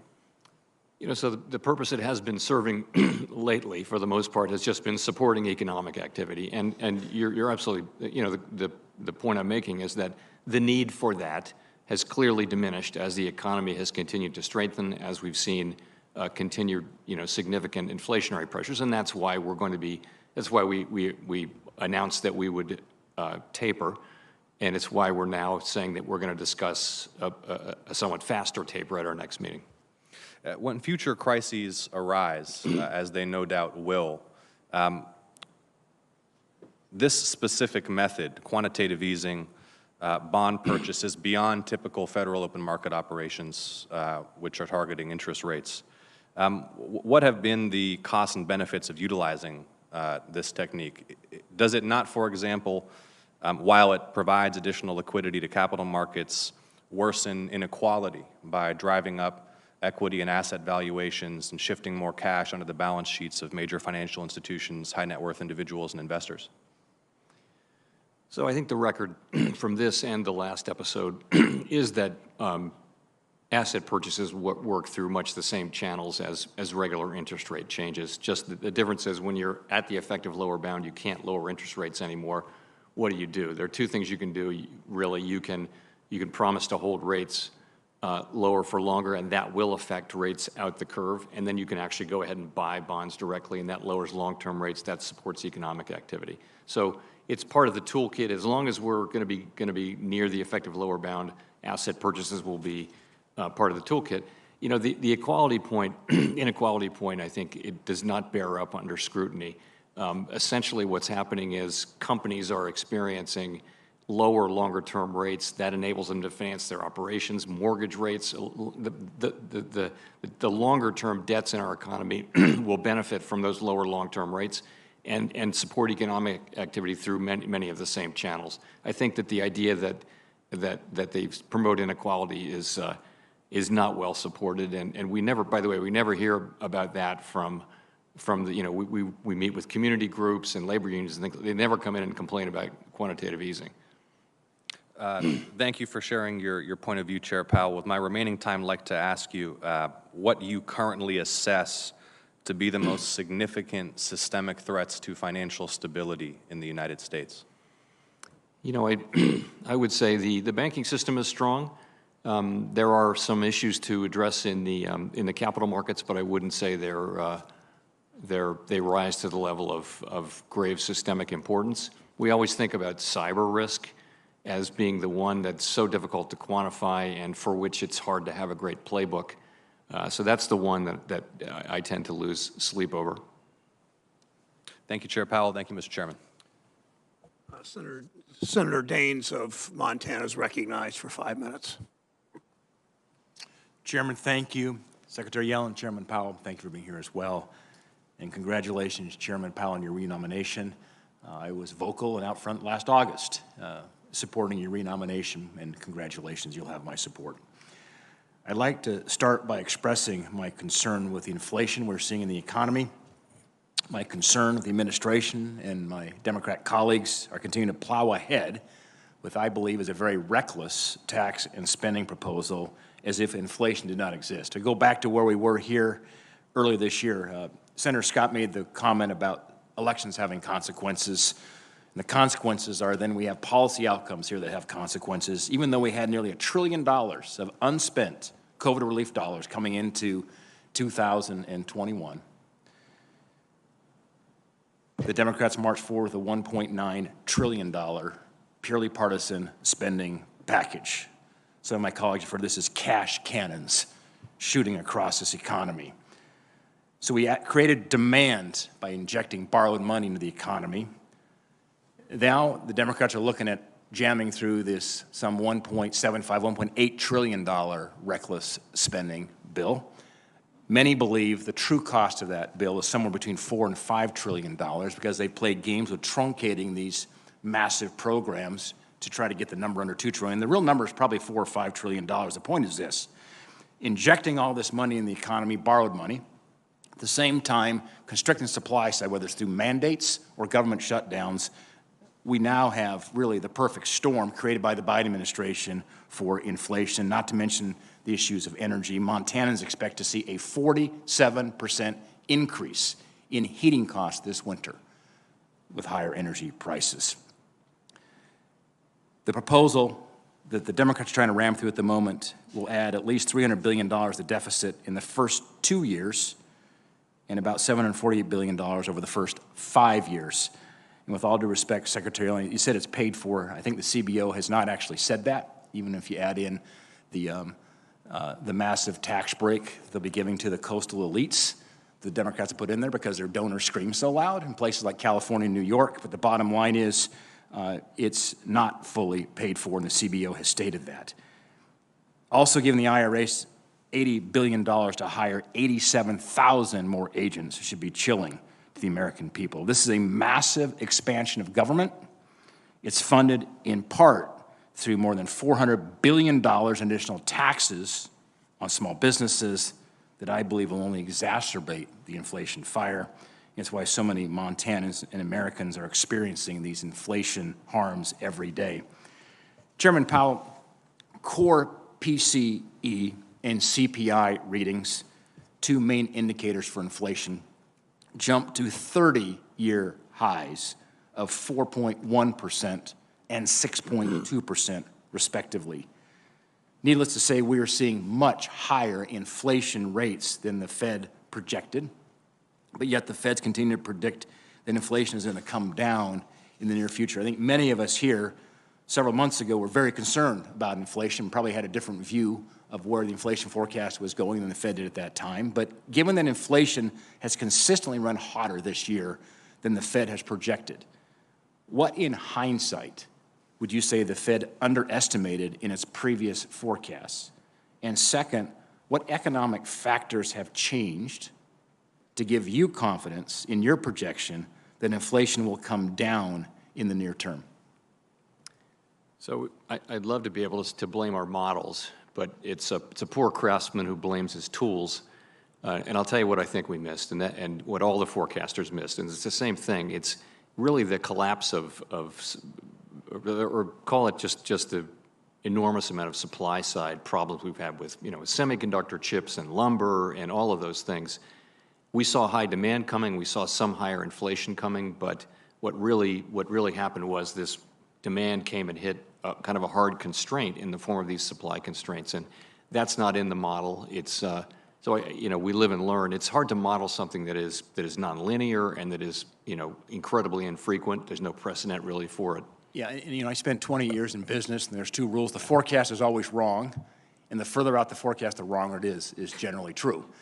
But I guess what have we learned from that, and what has been adjusted in your model now, having learned what's happened here in the last 6 months, that gives you confidence that your current forecasts of seeing diminishing inflation are accurate?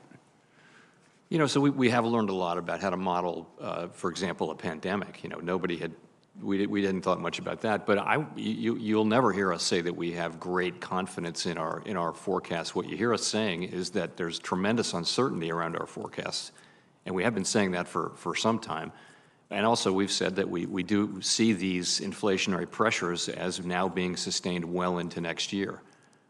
We do expect them, though, to subside in the second half of next year, and by the way, that is very widely held in the forecasting community, which admittedly has much to be humble about. Do you think deficits and the rapid increase in debt, given that we're now projecting $1.2 trillion annual deficits for the foreseeable future, is that going to have an impact on inflation? Well, I don't want to comment on fiscal policy. That's really up to you and. But do you think that the rapid rise in debt is a threat as it relates to inflation? I would just say, if I can, staying in my role, you know, unfunded spending tends to be stimulative, I think, in the short term. It does. But, and I would just say we do need to return to a more sustainable fiscal path, but the timing and the means of doing that are really not up to the Fed. Mr. Chairman, I know before I close, I want to quickly touch just one other banking. Well, no, let's close. You can make a comment, no more questions. We're already over, and we're well over time. Got a short comment to make. A lot of Americans and Montanans are concerned about this. We've seen reports from some of my colleagues on the other side of the aisle have concerns over Professor Omarova, the nominee for Control the Currency. Concerns are one thing. I would encourage my colleagues to come out publicly opposed to Ms. Omarova's nomination so we can find a way forward on filling this important nomination. Mr. Chairman, thank you. Senator Tester is recognized from his office. Well, thank you, Mr. Chairman. Hopefully you can hear me. I want to thank Secretary Yellen and Chairman Powell for being on this call. I think it's interesting, though, Mr. Chairman, before I get to the folks who have presented, that when we gave a tax break to billionaires under a Republican administration, there was no talk about debt then. That you know, this was going to turn around the economy and it was going to move forward. The fact is debt's debt, whether it's created by Democrats or Republicans, and I think it's more than just a little bit disingenuous to talk about debt when it fits your needs. It doesn't fit them all. The fact of the matter is that we've got a debt problem in this country, and we need to work to fix it. By giving tax breaks to billionaires is not a way to fix the debt problem in this country. That's just a side comment. I want to talk about housing for Secretary Yellen.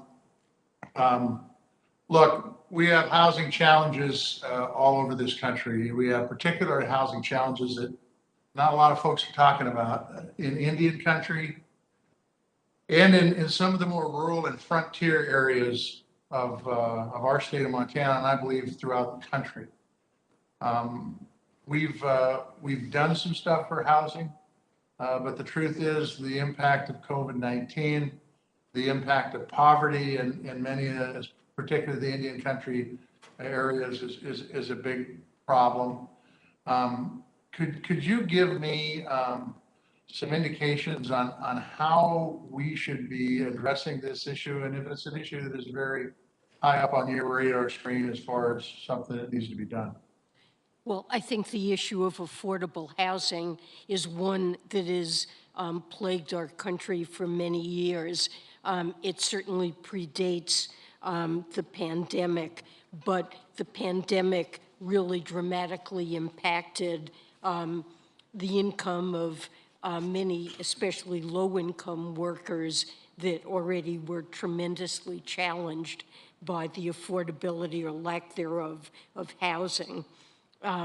So in the short term, the emergency rental assistance money that was made available is helping these households, but that those funds can't be used to solve the longer run problems that we have.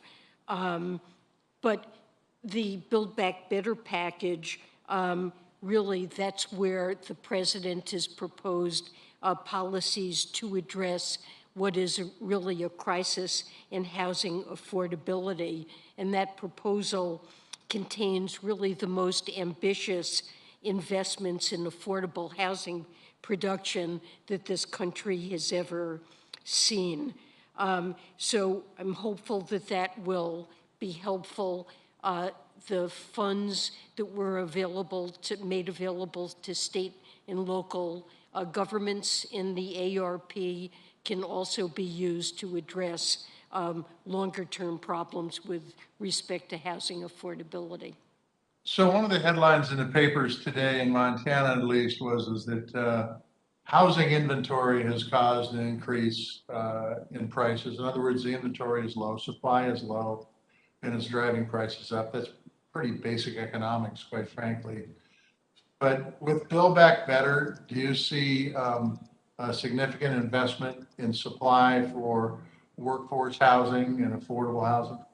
Yes, I think it's mainly directed at affordable housing. In total, I think the housing-related provisions amount to almost $150 billion. So I think that that is substantial support to raise the supply of affordable housing in this country. So if you, and maybe this is going to be up to us, but I've got to ask you anyway, because you've been around a bit, Secretary Yellen. If you had a chance to take a look and see how much money that $150 billion, if implemented correctly, could leverage for housing?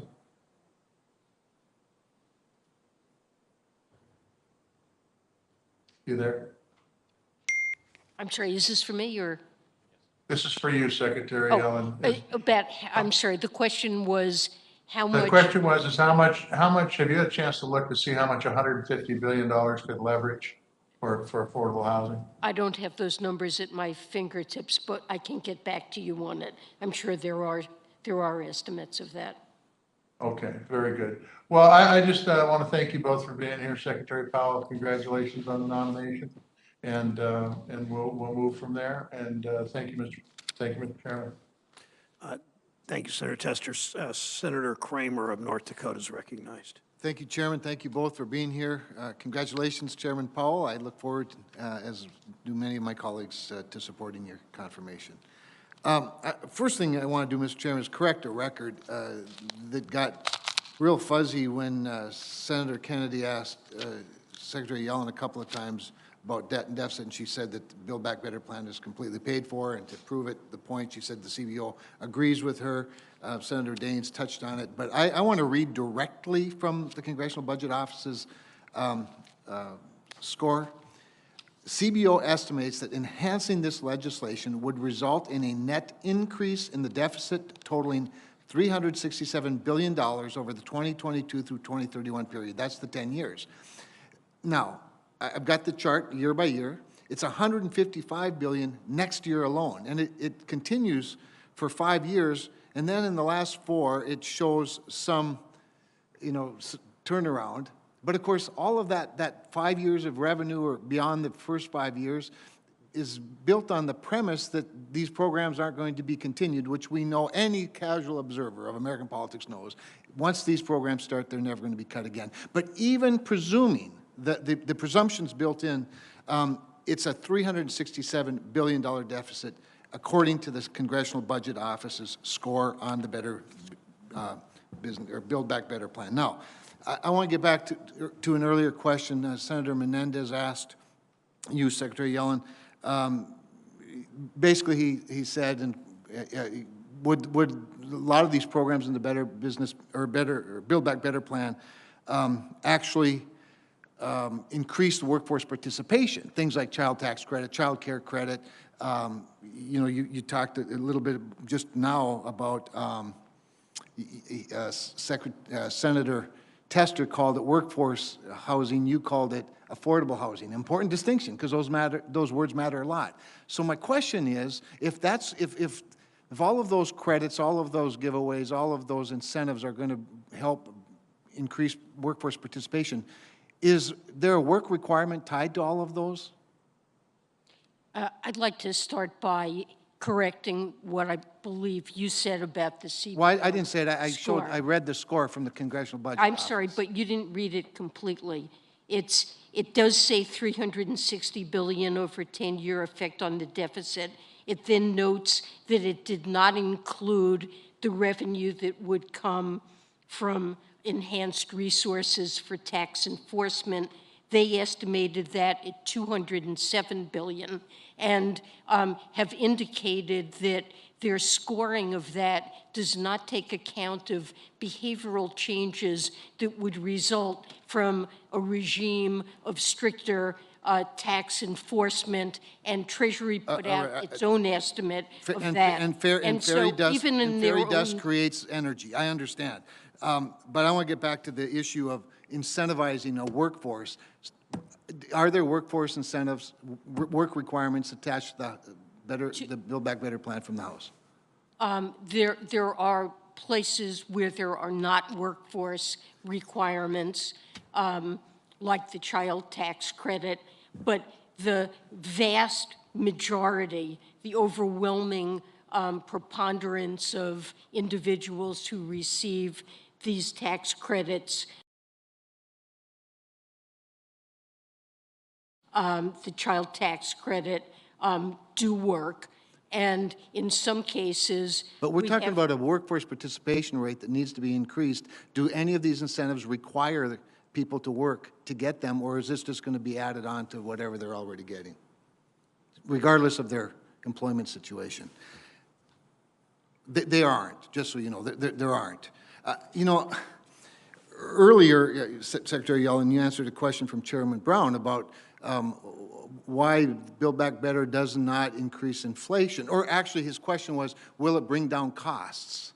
And you went on to explain all the ways that it brings down costs, except that you really didn't. In North Dakota, the inflation rate's over 7%, over 7%, because we appropriately last year stimulated the economy, both the legislative, you know, the Congress, the President, the Federal Reserve through its policies. We did that appropriately, not knowing what the outcome was going to be. But by the time we got to early this year, the winds of inflation were already blowing, the economy was already expanding, and Democrats added $2 trillion more to debt and deficit, as well as stimulating the economy without any requirement on the other side. Now we're doing another, whatever it's going to be, $2 to $4 or $5 trillion that the Democrats are going to push through. And you know, I know that my time is up, and I know that Chairman Powell doesn't ask questions about answer questions about pending legislation, at least not recently. So I'm going to ask him this. Do you know of any economists or reputable economic model where more stimulus of money into a situation reduces the cost of a product? It may, to be fair, Secretary Yellen, it may help people pay for some things, but the cost does not come down when there's more money. So, Chairman Paul, do you know of any economic model where costs come down when people have more money to spend on it? It's really hard to answer that in the abstract. I mean, there are forms of really investment that create more capacity in the economy. And I would agree with that, which is why I supported the infrastructure package. I think that invests in the infrastructure that moves an economy and pays people to work, to build it, and to use it, rather than not pay them to work. Thank you, Mr. Chairman. Thank you. Senator Sinema is recognized from her office. Thank you, Mr. Chairman, and thank you to our witnesses for being here today. Secretary Yellen and Chair Powell, it's good to speak with you both again. Arizonans are increasingly concerned about supply chain disruptions and inflation. As we know, global supply chains were and continue to be fragmented and dysfunctional due to the pandemic. In the bustle of the holiday season, families are frustrated to see delayed shipments and empty shelves. Ongoing disruptions reduce available supplies of goods, which tends to push prices higher, creating inflationary pressures. I'd like to hear from both of you on my question. Of the inflation that we're seeing, how much of it do you attribute to global supply chain disruptions? And Secretary Yellen, if you could respond first. Well, we are seeing inflation all around the developed world. The United States is not alone in seeing an increase in inflation. And I think most countries are seeing disruptions that result from the pandemic.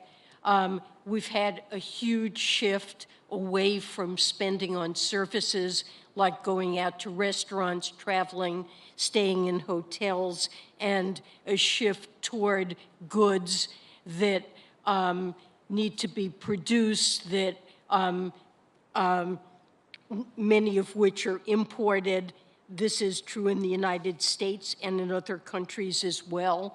Another impact of the pandemic that we're seeing here and other countries are a reduction in labor supply because many people who have jobs that involve face-to-face contact don't yet feel comfortable going back to work, and childcare is disrupted, and so labor supply has been constricted, and this dramatic shift toward goods away from services combined with reduced labor supply and problems of when it's suddenly hard because of supply chain problems to get needed components for manufacturing or to stock shelves, that tends to incentivize more ordering to build inventories, which adds to the problem. I think both of these factors play into inflation in the United States and also to other countries. Thank you. Secretary Powell?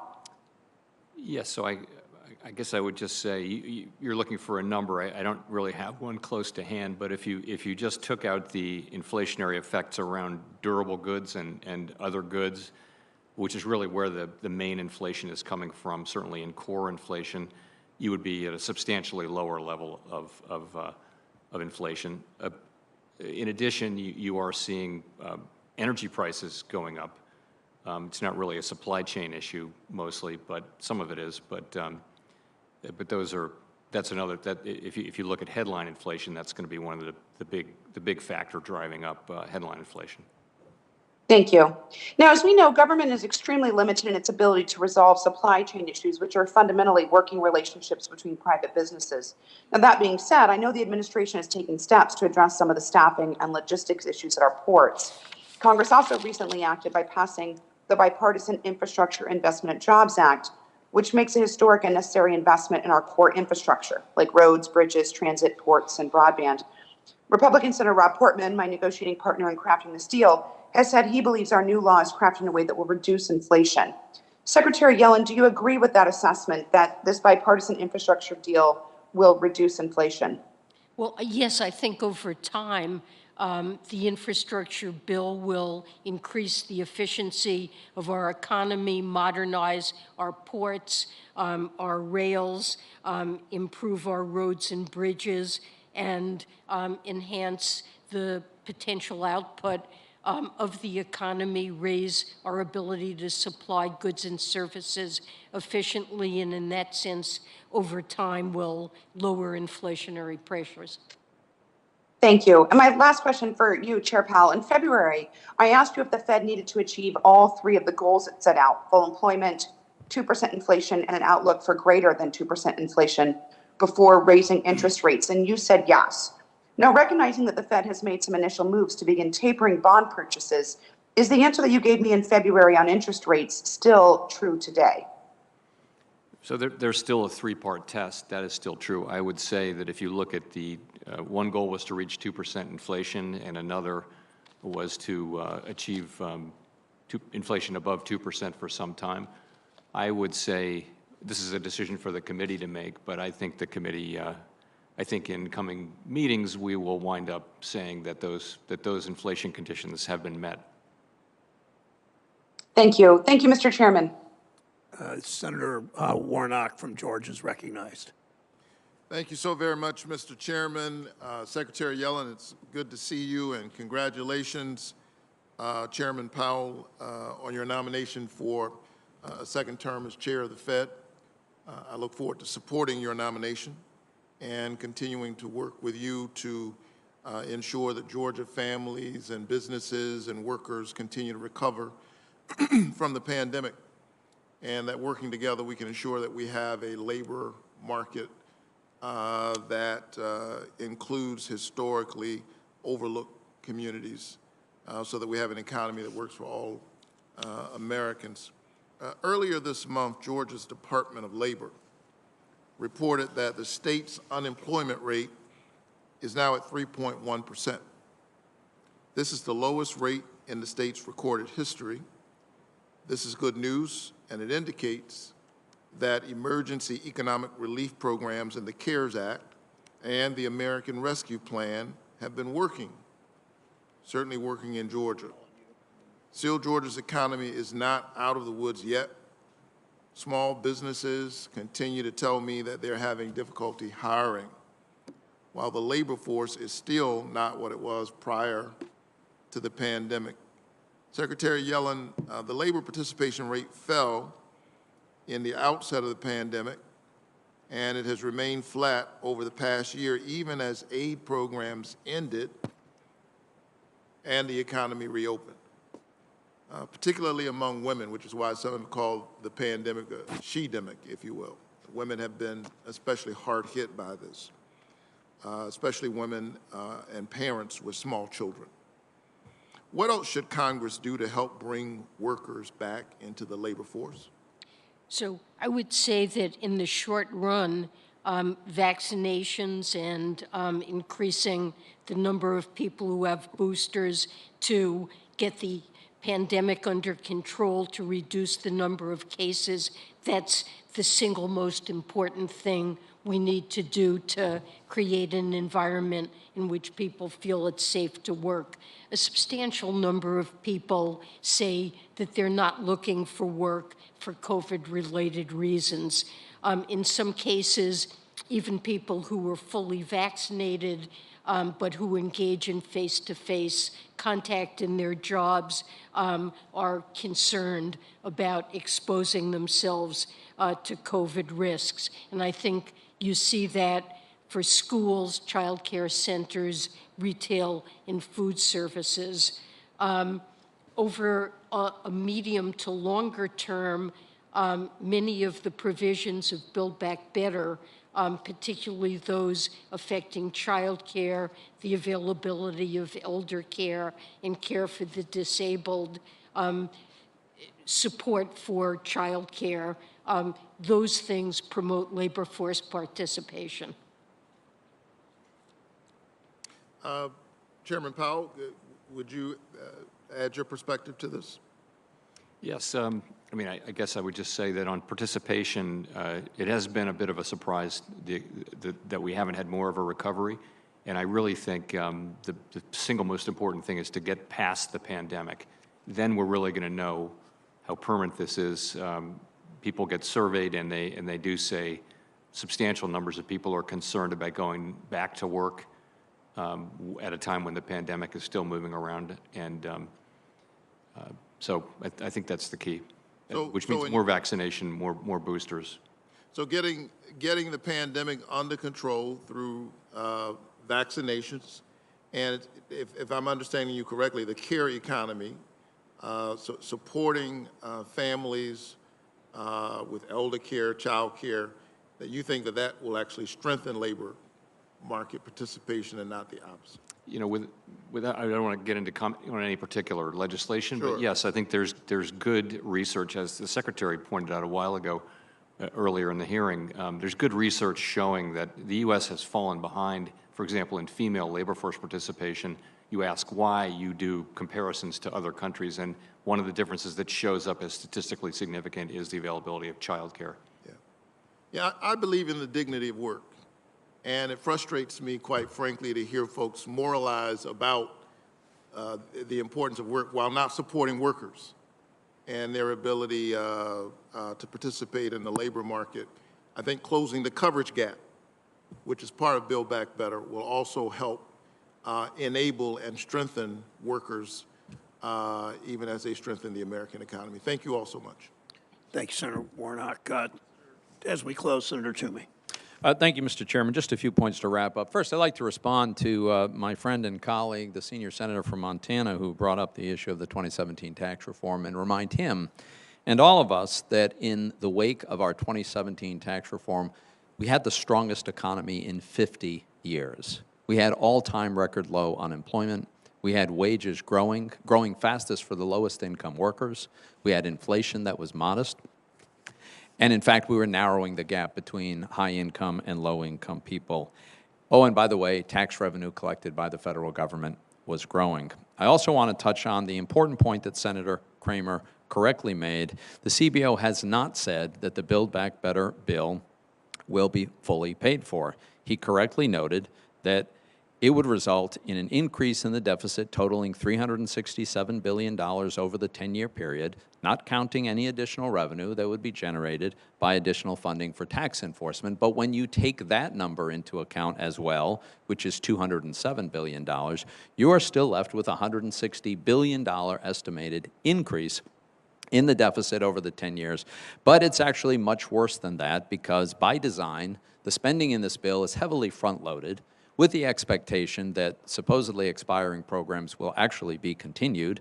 If you look at CBO's numbers for the first 5 years, the deficit increases by $804 billion. That is $804 billion in additional deficits, which means $804 billion increasing in the debt we would take on, which is why our Democratic colleagues need such a big number by which to raise the debt ceiling, and why they are so unwilling so far to use the tool that is available to them to pass the debt ceiling increase with a simple majority vote, the reconciliation tool, because it also requires that they specify just how much debt they want to run up. So, Mr. Chairman, I think it's important to set the record straight on those matters. I thank the ranking member. As the ranking member mentioned the debt ceiling, I'd like to make a comment. The last time Congress dealt with the debt ceiling was in the summer of 2019. 27 Senate Republicans voted to raise the debt ceiling. So did I. So did, with a Republican president, a Republican House, and a Republican Senate, more than 40 of my Democratic colleagues joined me and others to vote to do the right thing for our country. There was such little concern about the debt when my colleagues passed the $2 trillion tax cut giveaway to the wealthy and corporations in 2017. Senator Toomey and I both sit on the Finance Committee and had those debates. They just weren't concerned in those days. And I would reiterate, as Secretary Yellen in the Nonpartisan Congressional Budget Office have affirmed, that this bill is in fact paid for. Secretary Yellen responded to greatly detailed questions with the answer to that, and we heard it. Now Republicans would rather hold our full faith and credit hostage than pay the bills that they've racked up, perhaps that we've all racked up, and that's not acceptable. One final point on inflation. Just this morning, Bloomberg released a story where the headline pretty much says it all. Fattest profits since 1950, debunk wage inflation story of CEOs. Fattest profits since 1950, debunk wage inflation story of CEOs. The FDIC also just released its quarterly report, shocking no one. Bank profits are up. The idea that these corporations can't afford to pay workers higher wages, wages that actually reflect the value of the work they do to make these companies profitable, is ridiculous. They want the Fed to pull back. Let's be clear, by pull back, by tapering, what they really mean is they want fewer jobs available. That's what happened after the last crisis. The Fed pulled back to its support too soon. Some families never recovered. We can't make that mistake again. For senators who wish to submit questions, for the record, they're due 1 week from today, Tuesday, December 7th. Secretary Yellen, Chair Powell, you have 45 days to respond to any of those questions. Thank you again. The committee's adjourned.